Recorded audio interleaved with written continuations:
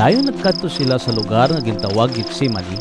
Pag-abot nila didto, nagsiling si Jesus sa iya mga sumulunod, "Magpungko kamo diri samtang nagapangamuyo ako."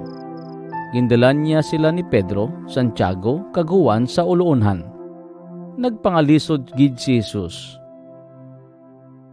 "Daw sa mapatay ako sa kalisod, pabilin kamo diri kag magpulaw." Dayon nagkadto pagid siya sa uluonhan.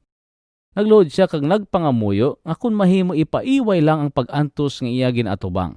Nagpangamuyo siya, "Amay, ang tanan nga butang mahimo mo.